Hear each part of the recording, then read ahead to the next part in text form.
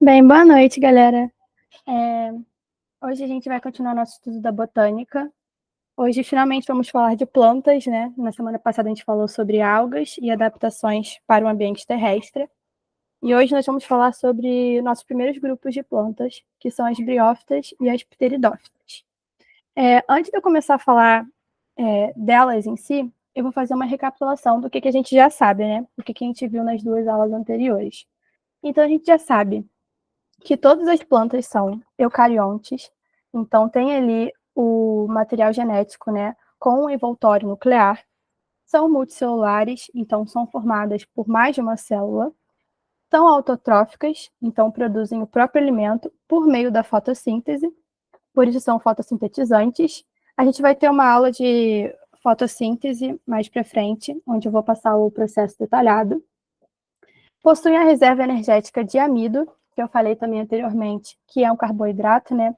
Um polissacarídeo que é armazenado na fotossíntese e vai ser usado ali em momentos de estresse da planta, quando ela tiver com algum problema onde não consegue captar a luz solar, tá? Todas possuem clorofila A e B e podem ter aí carotenoides, que são acessórios, né, que ajudam a captar a luz, e todas possuem parede celular de celulose. Na aula passada, a gente também viu o ciclo de vida de Plonte, né? Que é o ciclo de vida com alternância de gerações, que vai ser o mesmo das plantas daqui para frente. Essas características, gente, eu vou assumir que vocês já sabem. Então, depois vão lá no slide e anotem isso, porque é muito importante a gente ter isso em mente quando a gente falar de planta. Daqui para frente, todas vão ter essas características que são super importantes. Começando a falar das briófitas, né? Elas são plantas avasculares, então elas não possuem vasos condutores de seiva. Isso vai acarretar em diversas consequências para elas. O fato delas serem bem pequenas é por causa disso, né? Os vasocondutor, que é o xilema e o floema, principalmente, permite que haja essa condução de substância, né, de nutrição para uma planta. Como as briófitas não têm vasos condutores, elas tendem a ser bem pequenas, e essa nutrição é feita por meio da difusão, né? De célula em célula, elas vão passando ali os nutrientes. As briófitas não possuem sementes, nem flores e nem frutos, tá? Isso só vai começar a aparecer ali a partir de gimnosperma e angiosperma, que é o tema da próxima aula. Elas também não apresentam raízes, caule e folhas verdadeiras. Então, a gente vai chamar o que seria a raiz de rizóide, cauloide, para o que seria o caule, e filóide, para o que seria a folha. Essas estruturas não são verdadeiras também pelo fato de não terem vasos condutores, tá? Mas elas ali já se diferenciam do que a gente viu na alga, né? A gente viu que na alga a gente tinha uma estrutura que a gente chamava de talo, que não tinha ali nenhuma especialização. E aqui, apesar da gente não ter a condução de substâncias, a gente já vê que a raiz ajuda na fixação do solo, o caule na sustentação, e que o filóide ali vai ter clorofila e tudo mais. Essas plantas ainda dependem da água para fecundação. A gente vai chamar isso de oogamia, porque os gametas masculinos vão precisar nadar até o gameta feminino. A gente vai ver isso daqui a pouco. E por dependerem da água para fecundação, né, para continuarem aí se perpetuando, elas são encontradas em ambientes úmidos e sombreados. Os representantes das briófitas são musgos, antóceros e hepáticas.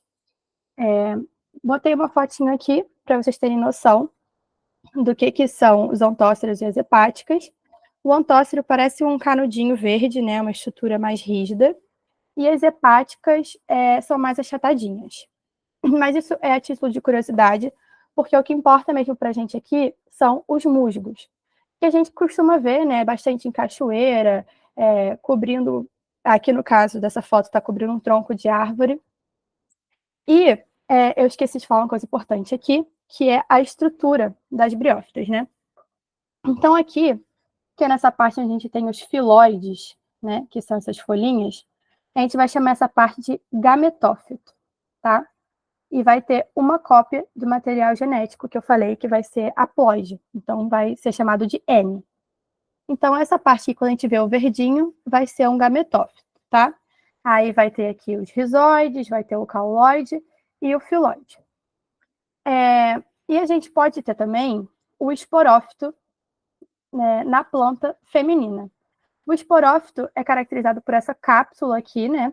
Que é onde a gente vai ter os esporos para reprodução. É sustentado por uma haste. E são duas fases de vida, ok? O gametófito e o esporófito. Então, o que a gente está acostumado a ver é isso aqui, né? Esse verdinho do musgo.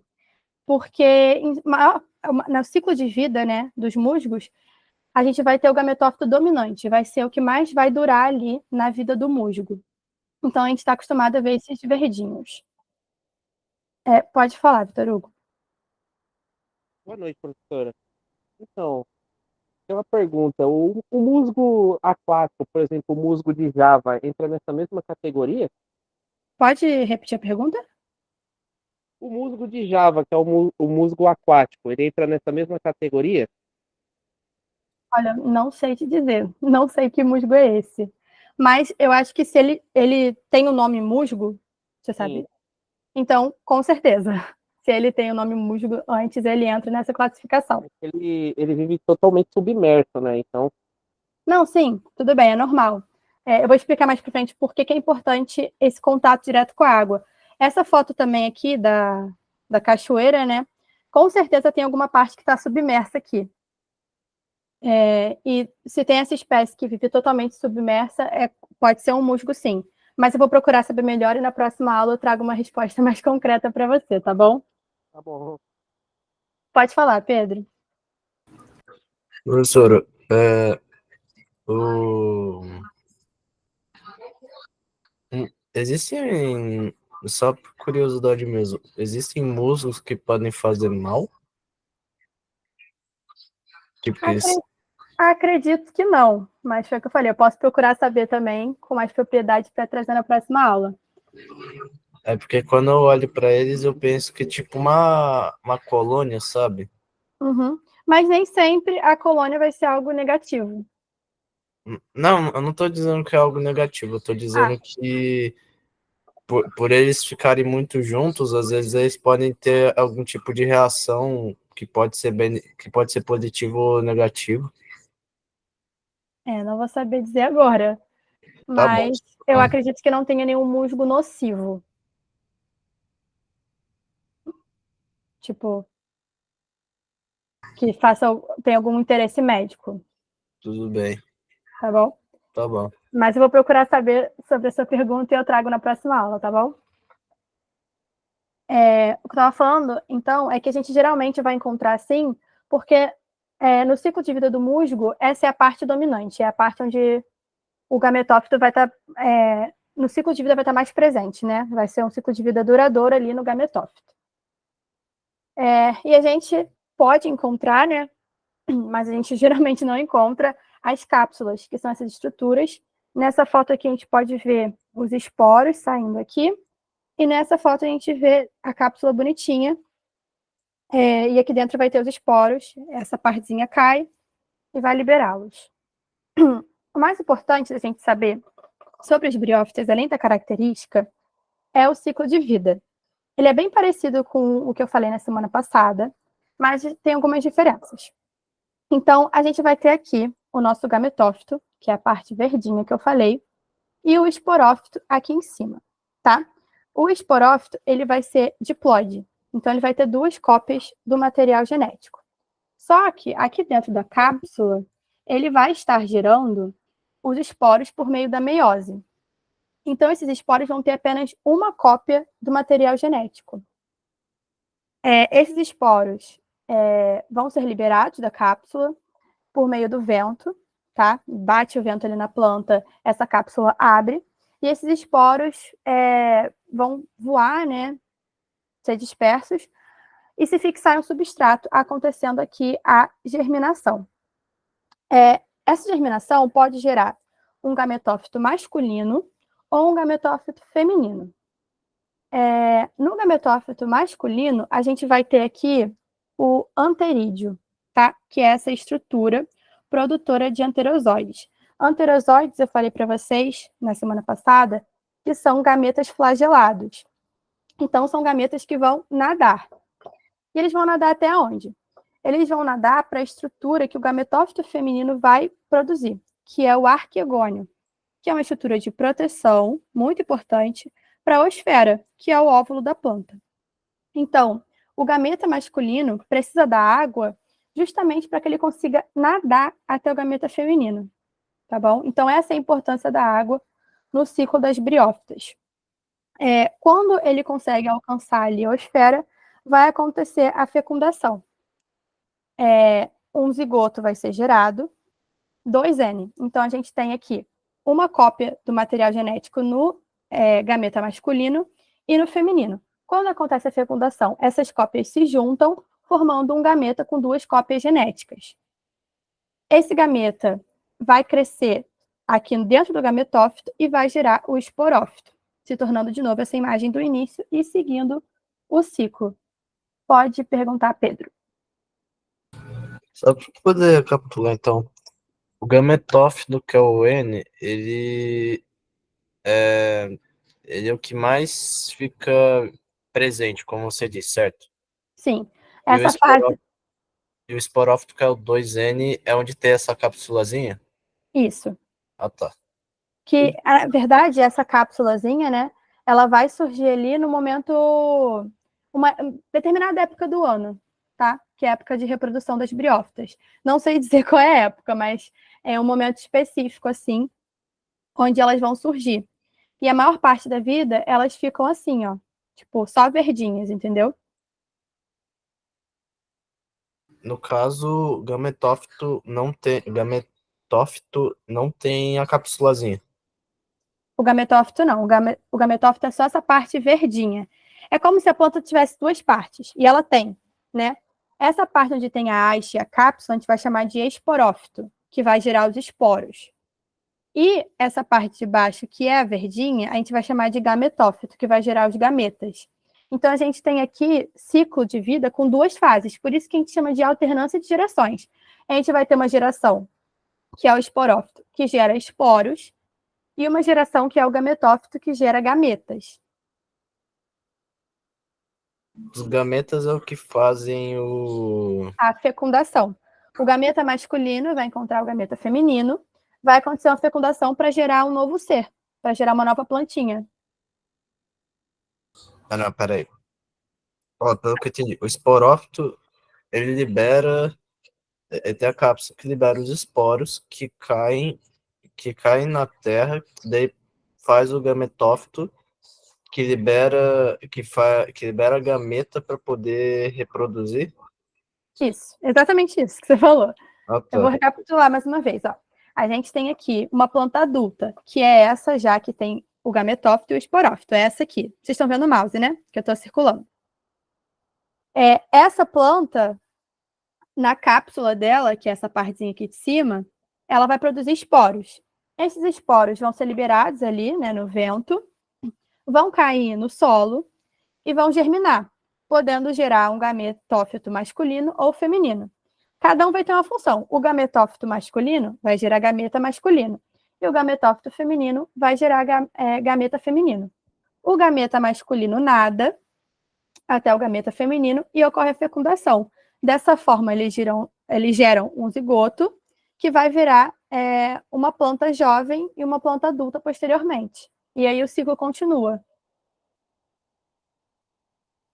Beleza?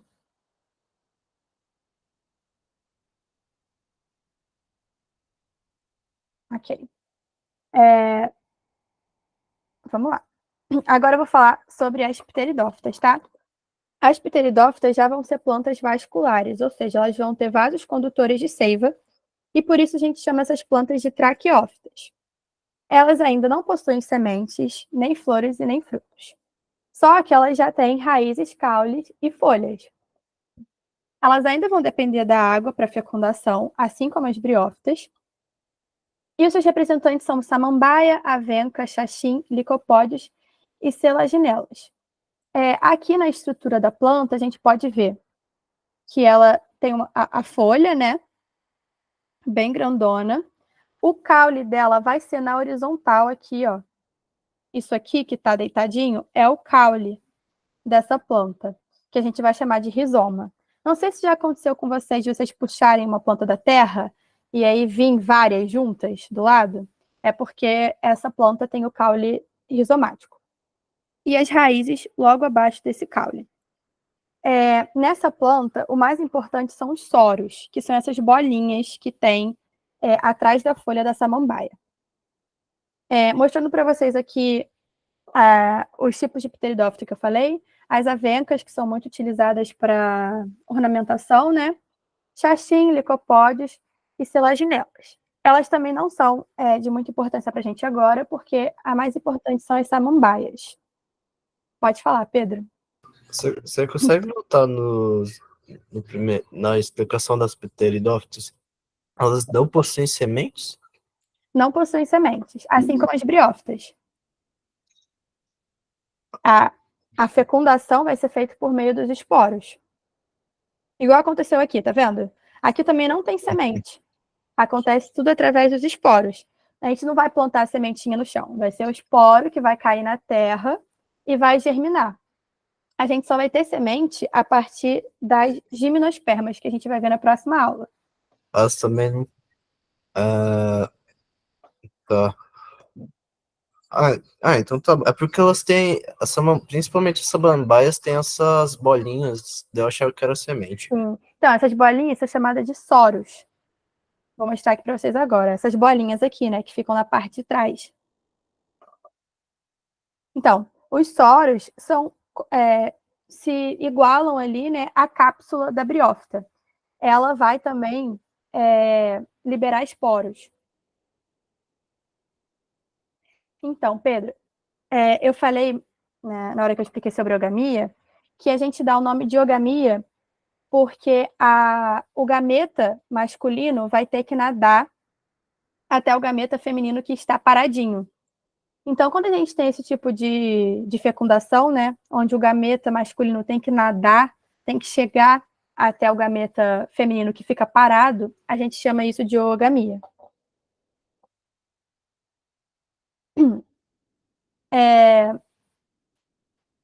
Os soros, eles vão liberar esporos. Então, como é que acontece o ciclo de vida de uma pteridófita? A gente tem aqui a folha, né, o indivíduo adulto, e na parte de trás a gente tem os soros. Essa parte aqui, né, essa folha, vai ser o esporófito. Então, quando a gente olha para uma samambaia e ela está assim, é a fase de esporófito dela, que é a mais comum, a gente sempre vai ver. É muito raro a gente conseguir ver o gametófito, inclusive. E aí, nesse esporófito, a gente tem esses soros, que vão liberar esporos. Da mesma forma que acontece com as briófitas. Vai bater um vento e esses esporos vão ser liberados, se fixando no substrato e germinando. Só que qual é a diferença, a principal diferença das briófitas aqui? Essa germinação vai gerar uma estrutura com esse formato aqui codiforme, né, que é formato de coração, que vai ser o nosso gametófito, tá?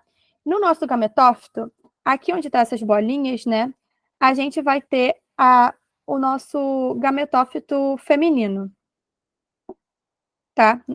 Produção de gametas feminino, que vai ter o arquegônio, né, onde vai ter ali a oosfera. Então, aqui a gente vai ter o gameta feminino.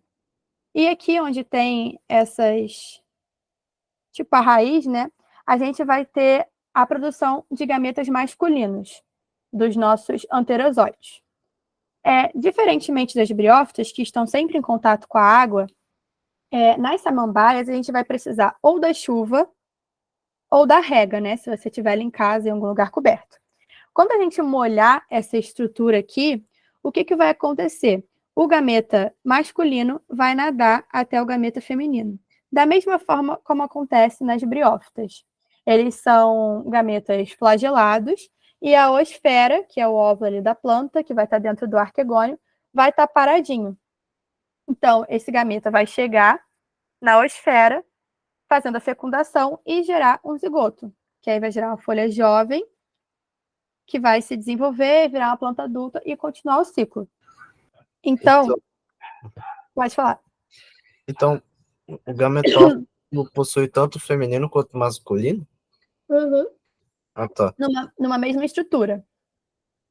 Lá nas briófitas já era diferente. A gente tinha um esporo gerando uma estrutura feminina e uma masculina. Nessa aqui, na mesma estrutura, a gente vai ter os dois. Tá? E aí, recapitulando. Então, a gente tem aqui o nosso esporófito, que é o nosso indivíduo adulto. Nos soros, vai acontecer a liberação dos esporos. Esses esporos vão se fixar no substrato e germinar. A gente vai ter aqui o gametófito, que é resultado dessa germinação, onde a gente vai ter a produção dos gametas masculinos, que são flagelados, e dos gametas femininos, que são a osfera. Esses gametas masculinos nadam até a osfera, acontecendo a fecundação, que vai gerar um zigoto, vai gerar ali as folhas jovens, que vão crescer e continuar o ciclo, tá bom?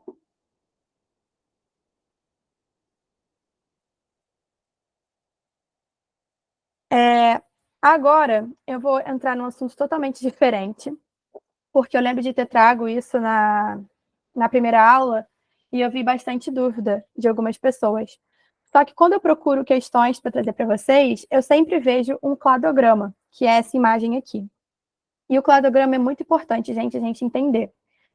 Quando a gente vai falar de briófita, pteridófita e gimnosperma e angiosperma, que são os grupos que eu vou falar na semana que vem, é muito normal a gente ver uma imagem dessa, tá? Que é um cladograma. Mas o que é um cladograma, né? Um cladograma é um diagrama em forma de árvore ramificada, usado para representar as relações filogenéticas entre os seres vivos. Então, uma representação gráfica do parentesco evolutivo entre as espécies. Aqui eu falei relações filogenéticas, que é exatamente isso. Relações evolutivas entre os seres, que é descoberto por meio de estudos de genética. Então, o que a gente quer organizar aqui com esse esquema é o parentesco que a gente encontra entre as espécies, tá? E aqui a gente segue uma linha do tempo, né? É como se essa linha aqui, ó, a principal, fosse o avanço do tempo. Então, primeiro a gente tem as briófitas, depois das briófitas surgiram as pteridófitas, depois das pteridófitas a gimnosperma, depois da gimnosperma a angiosperma. E é importante falar que quando uma aparece, a outra não deixa de existir, tá bom? Porque muitas pessoas se confundem com isso. Então, como é que a gente lê um cladograma, né? A gente chega lá e viu uma questão de cladograma, como é que a gente se acha? Como eu disse, a linha principal, que é essa aqui, né? Ela vai representar a passagem do tempo. E o início dela a gente vai chamar de raiz. Os nós, desculpa, os nós são esses encontros que a gente tem da linha principal com as ramificações, tá? Então, a gente tem aqui a linha principal. Saiu briófita, aqui, ó, nesse encontro, é um nó. Saiu pteridófita, nesse encontro, é um nó. Saiu gimnosperma, também é um nó, tá? E para as angiospermas também. E o que esse nó representa, né? Esse nó representa um ancestral em comum. Então, eles vão compartilhar uma característica específica. E aqui, a gente vai botar novidades evolutivas. Por exemplo, a gente tem a briófita. Depois da briófita, surgiu uma novidade evolutiva. Essa novidade evolutiva vai servir para pteridófita, gimnosperma e angiosperma. Só que não vai servir mais para briófita. Eu vou exemplificar isso melhor agora. A gente tem aqui o cladograma em branco. Aí, o que a gente viu nas aulas anteriores. Na raiz do nosso cladograma, a gente tem que botar quem veio antes. Quem veio antes das plantas, que a gente viu? As algas verdes. E qual que é a principal diferença que a gente tem das algas verdes para as briófitas? Agora que a gente está com um conhecimento mais amplo, a gente já pode responder que a gente tem os gametas e o embrião protegido. Então, é isso que vai entrar. Embrião e gametas protegidos. Porque lá na alga, a gente não tinha o arquegônio. A gente não tinha nada protegendo os gametas e essa estrutura reprodutiva de gameta, né? Então, isso aqui vai ser o que vai diferenciar, principalmente, as briófitas das algas, tá? Então, isso aqui, embrião e gametas protegidos, vai servir tanto para briófita quanto para pteridófita, gimnosperma e angiosperma. Aí, o que a gente viu hoje? O que a pteridófita tem que as briófitas não têm? Vasos condutores. Então, isso aqui entra como uma novidade evolutiva que vai servir para pteridófita, gimnosperma e angiosperma, mas já não vai servir mais para briófita. Então, a gente pode dizer que esse grupo aqui, de pteridófita e angiosperma, são plantas vasculares, ou traqueófitas. Mas briófita não vai servir, porque essa novidade evolutiva surgiu depois. Outra novidade evolutiva também que surgiu, que diferencia as briófitas das pteridófitas, são as folhas, caule e raízes, né? Que a gente viu que nas briófitas elas não eram verdadeiras.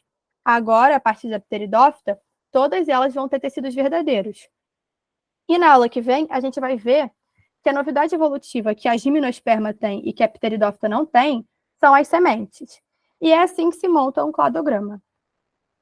A gente tem cladogramas muito mais complexos, maiores do que esse, só que eu acho que o que costuma cair em questão é esse aqui. E é muito importante vocês estarem sabendo ler, né, esse cladograma. Vocês têm alguma dúvida sobre isso? Eu fiquei meio confuso ainda. Na parte, tipo, das briófitas para as pteridófitas. Uhum. Das algas para as briófitas. Eu entendi que tem gametas protegidos. Daí para as briófitas, para as Então, pteridófitas, tiveram os vasos condutores. sim. Das briófitas para gimnospermas, sementes. Só que eu não entendi aquela parte, vasculares, lá em cima. Então, lembra... Gimnosperma não tem? Não, a gimnosperma tem. Isso aqui, ó, é porque realmente, agora que você falou, ficou ruim a imagem. Só que eu tô... É como se eu estivesse circulando esses três, tá bom? Vou consertar isso para botar lá no Drive. Ficou confuso mesmo, tá? Me desculpa. Mas eu tô tentando pegar as três aqui, tá? Uhum. Toda característica que aparecer, se aparecer antes da ramificação, vai servir para qualquer uma que apareça depois. Beleza? Então, por exemplo, aqui apareceu semente. Não vai ter em pteridófita nem briófita. Vai aparecer na gimnosperma e vai se manter em angiosperma. Então, isso aqui é uma linha evolutiva. Tá bom? Então, nas briófitas apareceu gametas protegidos. Isso vai aparecer a partir da briófita para todas as outras três, exceto na água. Para todas. Exatamente. Das Aqui veio vasos condutores, que não tinha nas briófitas. Então, a partir das pteridófitas, todas vão ter vasos condutores. Exatamente. Ah, tá. Obrigado. E aqui, esse embrião e gametas protegidos, nas briófitas, são o que eu falei, né? O arquegônio, que vai proteger a oosfera, e o anterídeo, que vai proteger os anterozoides, que são os gametas masculinos. Vão ser essas duas estruturas. Só que, por exemplo, quando a gente estiver já em gimnosperma, a gente vai ver que o que vai proteger pode ser a semente. Então, por isso que eu não posso escrever que é arqueogônio e anterídeo. Beleza? Mas todas, tipo assim, todas vão ter o embrião e o gameta protegido a partir daqui. Isso se dá também pela conquista aí do ambiente terrestre.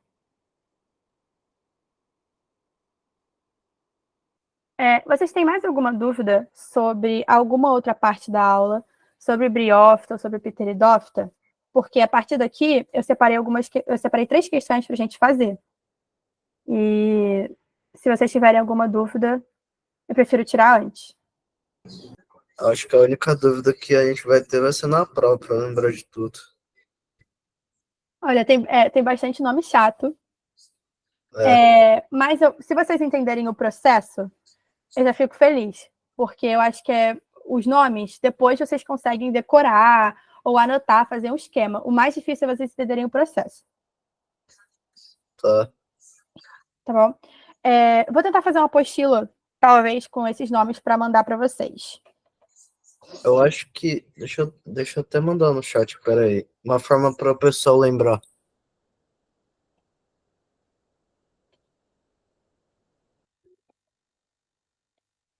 Então, vou seguir para as questões, tá bom, gente? Ah, alguém pediu para explicar de novo o cladograma, né? Ainda precisa? Vou voltar a explicar mais uma vez. Qual parte exatamente, Lara? Alguma? Vou desde o começo, vai. O que a gente está tentando representar aqui no cladograma é o parentesco evolutivo entre as espécies. Isso está em linha do tempo. Então, a primeira ramificação que aparece aqui foi a primeira planta que veio. E a partir dessa, a gente vai ter pteridófitas, gimnosperma, angiosperma, com o passar do tempo. Aqui, né, na raiz, não está aparecendo. Mas se essa linha continuasse, estaria escrito alga verde ancestral, que foi o que a gente falou na aula passada. E a gente viu que essas algas ela não tinham uma estrutura protetora para os seus gametas e para os seus embriões. Então, era disperso na água. Hoje, na aula, a gente já viu que as briófitas elas têm ali o arquegônio, que vai proteger a osfera, que é o gameta feminino, e o anterídeo, que vai proteger os anterozoides, que são os gametas masculinos. Então, a principal diferença entre as algas para as plantas vão ser os embriões e gametas protegidos. Isso já começa aqui na briófita. Então, isso vai servir para todas as plantas daqui para frente. Hoje, a gente viu uma grande diferença entre as briófitas e as pteridófitas, que são os vasos condutores. As briófitas não têm vasos condutores, enquanto as pteridófitas já têm vasos condutores. Então, a gente vê aqui ó, a linha da briófita, né? Aqui. A novidade evolutiva vai vir depois dela. É como se tivesse um tracinho aqui, onde está escrito vasos condutores. Então, a gente vê que vasos condutores vai surgir em pteridófitas primeiro, porque elas surgiram antes da gimnosperma e das angiosperma, e isso vai valer para todas as outras plantas que vierem depois. Então, vasos condutores vai estar presente em todas as plantas daqui para frente. Depois de briófita, todas vão ter vasos condutores e vão ser chamadas de vasculares. Pteridófitas, gimnosperma e angiosperma são vasculares, enquanto as briófitas são avasculares. Outra coisa que todas vão ter daqui para frente, depois de pteridófita, são folhas, caule e raízes. Tá? Então, pteridófita, gimnosperma e angiosperma vão ter folhas, caule e raízes. A briófita não tem. A briófita a gente viu que ela tem filóides, cauloide e rizoide, que não são folhas, caule e raízes verdadeiras. Então, o que acontece no cladograma? A gente organiza dessa forma. Surgiu uma novidade evolutiva, depois de um determinado grupo, né, de planta, a gente vai botar aqui. Isso serve só para a gente organizar esse parentesco evolutivo. Cai muito em prova isso aqui, por isso que eu resolvi trazer. Mas é realmente complicado. E na aula da semana que vem, eu vou voltar de novo com cladogramas, né, questão com cladograma para a gente resolver. Mas a gente vai ver que a partir da gimnosperma, a gente já vai ter sementes.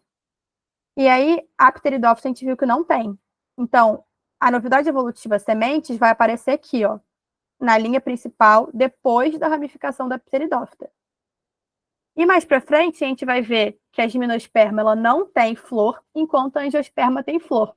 Então, se eu fosse botar aqui, né, apareceria aqui, ó. Tá vendo? Depois de gimnosperma, nessa linha, a gente botaria flor mais ou menos aqui. Nessa linha, em qualquer lugar dessa linha.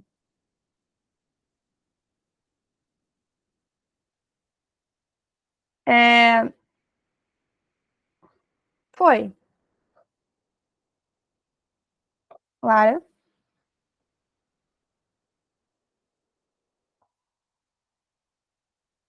Vou seguir com as questões. Eu acho que nem vai dar tempo de fazer todas, provavelmente. Mas vamos tentar resolver pelo menos a primeira. A figura mostra a face inferior de uma planta, onde se observam estruturas reprodutivas. Então, a gente pode ver aqui uma folha, né, com essas bolinhas na face inferior. A que grupo de plantas pertence essa folha e o que é produzido em suas estruturas reprodutivas? A. Angiosperma, grão de pólen. B. Briófita, esporo. C. Briófita, grão de pólen. D. Pteridófita, esporo. Ou E. Pteridófita, grão de pólen. Isso aí, a Isabelle já deu o gabarito aí pra gente. É a letra D. Essa questão aqui, gente, a gente poderia matar ela de uma forma muito simples. Eliminar todas que falam de grão de pólen, tá? Porque a gente, além da gente não ter falado, né? Isso aqui não é um grão de pólen, claramente. Briófita não tem grão de pólen e pteridófita não tem. A angiosperma, né, se fosse uma outra foto, poderia ser, porque a angiosperma já vai ter flor, já vai ter pólen. Mas a gente mata essa questão reconhecendo que isso aqui é uma folha de samambaia, que é uma pteridófita. Isso aqui são os soros que vão produzir os esporos. Então, a gente só teria como ficar entre D e E. E a gente já sabe que a samambaia não tem flor, então não tem como ter grão de pólen. Essa questão aqui é sobre cladograma. Então, a gente tem essa foto aqui desse cladograma. A gente vê as algas, aí vai ter embrião, vasos condutores, que vai ter briófita, vasos condutores, vai vir pteridófita, semente de gimnosperma, flor e fruto, angiosperma. O cladograma representa a evolução das algas e das plantas. De acordo com a ilustração, sobre as características dos principais grupos de planta, é correto afirmar exceto. Então, a gente está querendo aqui a resposta errada, né? A letra E, gente, eu não vou ler, porque... Ai, meu Deus, dei spoiler. A letra E eu não vou ler, porque ela está errada e cobra algo que eu ainda não dei. Então, vamos ficar aqui entre A e a D. As pteridófitas são plantas vasculares e sem sementes? Isso está certo. As pteridófitas são plantas vasculares, como a gente viu, só que elas não têm semente.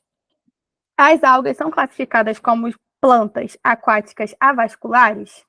Essa também seria fácil, né? Porque a gente vê aqui, ó, claramente que alga está fora do reino plantae. Eu disse na aula passada, né, que alga não é planta. Então, a alternativa correta é a B. Só que a C estaria errada por dizer que estaria certa, desculpa, por dizer que as briófitas são plantas pequenas, avasculares e que vivem em ambientes úmidos, o que também está certo. E a D, a presença de sementes é uma inovação evolutiva das gimnospermas em relação às pteridófitas, que foi algo que eu falei hoje aqui na aula de cladograma. Já passei um pouco do meu tempo, então eu vou acabar por aqui, tá bom? Quem quiser dar uma olhada nessa questão, eu vou postar o slide e eu vou trazer ela na aula que vem também. Mas por hoje é só, gente. Ficou alguma dúvida que eu possa tirar nesses últimos minutos? Tô tranquilo. Então, tudo bem, gente. Muito obrigada pela atenção. Sei que é um tema difícil. Vou aproveitar também para deixar o meu WhatsApp de novo aqui no chat, para quem precisar, né, for estudar e tiver alguma dúvida, pode me mandar mensagem, tá bom, gente? Em qualquer horário, qualquer dia, não tenho problema com isso. E até semana que vem. Tchau, Luísa.